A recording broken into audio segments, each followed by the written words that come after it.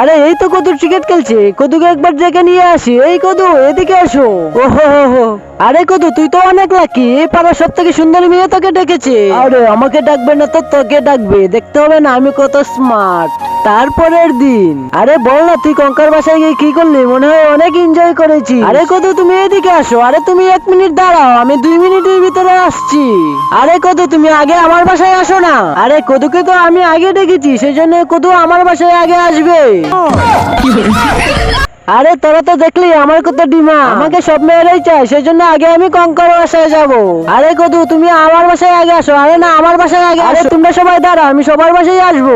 আরে ভাই আমার তো ভাই শরম করছে। আরে কদুর আবার কি হলো? সব মেয়েরাই চায়। আর চলো তো আমরা গিয়ে দেখে আসি সে কি করে।